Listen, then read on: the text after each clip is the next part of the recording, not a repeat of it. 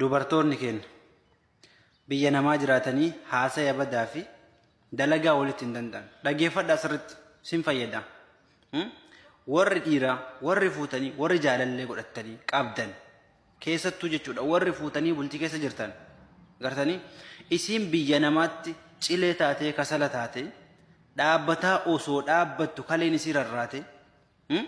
osoo garaa ofiitii hin nyaatin mudhii ofii garaa ofii hidhattee garaa qoqaatiin dalagaa mallaqa hin gaafatina tokko jaartii teessanii miti inshaallah inni kahaa miti maachaa parratti hin feetu haa ergitu feetu haa dhiistu gartanii isin achi haasaa badaa itti as darbata silumaa'uu yoo isin birri dhibba irraa kutte damoosni kee haganaa maaf irraa kutte jedhaa gaafata sammuu isii biiziin godhina dhageeffadha dubartiin hanga feete dalaguu miti oduu miliyoonaan daladde wallaahi watallaahi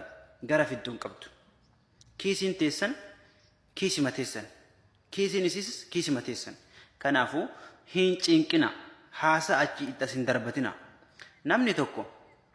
gaafa isiin sammuun isii cinqamee dalagaan biizii taatee gartee danfi asii asiin irraa gadi cophaa gartee garaa nyaattee garaa hin qabdu beela waliin akkasitti dhaabbata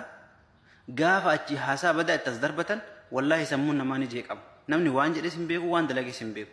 achi yoo kaate arabaan wal dhabde jechuudha sababa keessan irraa kan ka'e kanaaf dubartiidha yoo waallee godhuufi dadhabdan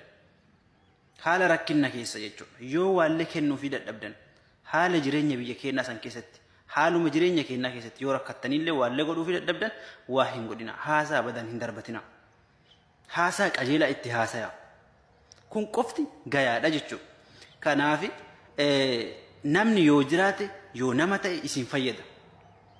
yoo du'e yoo miidhame yoo cinqame isin fayyada akkasitti hin fudhatina jarri humna qabduu nu humna qabnaa nuti irree qabnaa jettanii akkasitti ilaalina wallaahi ka humna qabu gartee kan jaraaf dhaabatullee duuba jira waan ta'eef rabbi gartanii isallee ofirra sodaatuun gaariidha ijoollee keenya sammuu hin dhiphisina keessattuu ijoollee biyya namaa jirtu kana wallaahi irraa oduu of qusattanii wallaahi irra guddaa irra baay'eedha sila namni waan kana yoo dubbatan hedduu ijoolleen teenya tama biizii taatetu waan kana irraa himata yaaki billaa aleeka rabbi ofirratti sodaadha gaarii miti hin darba waan dabarsitan san tare sun seenaa yaa garuu amma achi waan badaa dabarsinaaf hin yaadina